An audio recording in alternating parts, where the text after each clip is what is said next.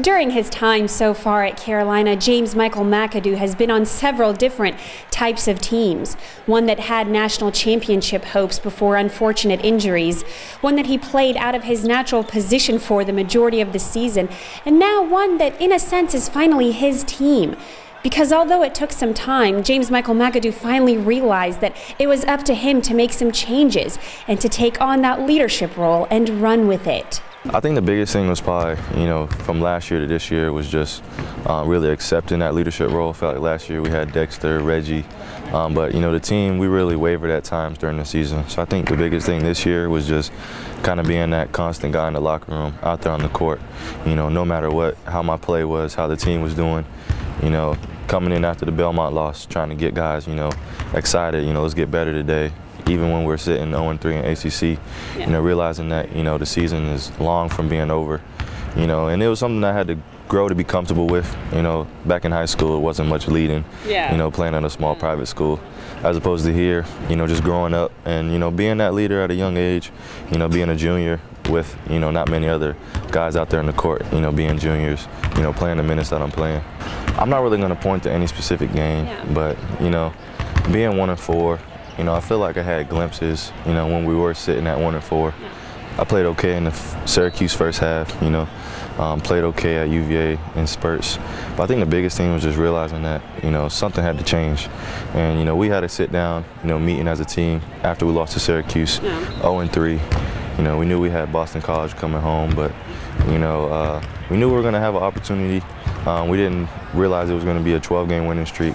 But I know for me personally, it just meant I had to put up numbers, and help this team in any way, shape, or form. And, probably the biggest thing was just trying to make a change, and that's not like I looked in the mirror one night and I was like, I gotta play with more emotion out there, I gotta scream, but just enjoying the opportunity I had. God has blessed this team. I'm injury-free, my body feels good. Last year, dealing with my back injury for most of the second half of the year, it was frustrating. So just to be able to go out there and, experience success, and we're just trying to build off of that, it's fun. It really is a lot of fun, especially seeing my teammates, Leslie playing so well, Kennedy and, Marcus. I can go down the line. It hasn't exactly been easy, though, and McAdoo is very well aware of all the expectations others have set for him during his time here and of all the constant criticism throughout his Carolina career, but most importantly, of all the disappointments he himself has faced internally. I wouldn't say I ever really pay attention to it that much or give it much thought, but I mean, I'm human. I see things, I read things. I try my best not to, go online or Google my name, just because, people are going to be people, in our society. But, there's not really, in my mind, expectations that as far as I worry about that other people put. You can ask any athlete, and I think that's the same case for me, that I'm my biggest critic. So I think I expect the most out of myself. And, of course, when I don't achieve my goals, it doesn't feel good, but, it just adds more fuel to the fire. So what kind of expectations do you have for yourself? I mean, honestly, as far as like points per game, rebounds, I don't really put, as far as like a goal sheet, my biggest goals are probably team oriented, but I mean, obviously that's going to come, if we're going to win the championship here. I realize I'm going to have to play, really well, being a junior, a team leader on this team. So I feel like, for me, it's just putting the time in, and letting everything else, fall where it might. I definitely think, my confidence wasn't where I wanted it to be, but I realized that I had put in so much work over the summer, and I realized that, the time was going to come where it was going to click. So I think the biggest thing was probably early in the ACC season. You could ask anybody that played for our team. We weren't where we wanted to be. I wasn't playing horrible, but I wasn't nearly playing to my capable ability, and of course the team wasn't doing well. So it was a tough time. 1-4. Setting all the wrong records that we don't want to set, and being a part of a team that, we didn't want to go down in history books for being. Interestingly enough, McAdoo can now take the lessons he's learned and pass his words of wisdom to his younger teammates, particularly to a guy he sees a lot of himself in, freshman Isaiah Hicks. I think Isaiah's going to be phenomenal. Really? Yeah, I can't wait to see, how good he's going to be. I tell him every day, I'm just like, dude, I wish I could have your body, your ability.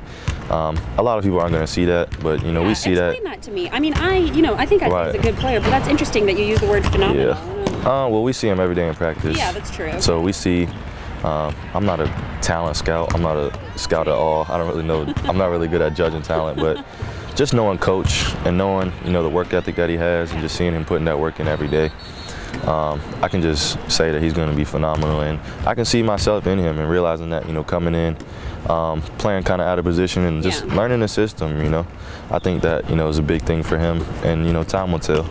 And as for his future, well, that'll be addressed when the time comes. But for the time being, James Michael is living in the now and enjoying every single minute of it. The biggest thing, minus, just if God, is calling me to leave, and my family is probably just, can I honestly see myself in the NBA?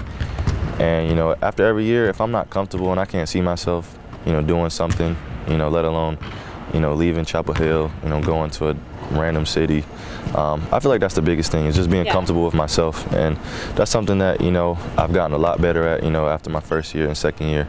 And, last summer was a big year for me as far as just putting in a lot of work. I feel like I didn't necessarily prepare myself as much as I should have for my sophomore year. So I think that's the biggest thing. It's just, am I comfortable? Can I see myself there? And then, of course, there's where you're going to get drafted and all that hoopla that, you really have no idea. I'm at Chick-fil-A yesterday, and the lady's like, "Hey, James Michael." She evidently worked at the dorm I used to stay at, and she's just like, It was like random. I'm walking out of Chick-fil-A, and she's just like, "Hey, you coming back next year, right?" And I'm just like, come on now, like, yeah. I mean, honestly, I'm just so invested in this team right now. I know a lot of people might say that, but I honestly don't think about the NBA until, after the season, just because, obvious reasons. I'm having a lot of fun right now. Junior year, school's getting a lot easier, a lot harder in some areas, but the team, it's been an up and down year, but I think we're at a great point right now, and I'm excited just to see what the rest of the season holds. So I think I'm just really going to focus on that and let everything else take care of itself.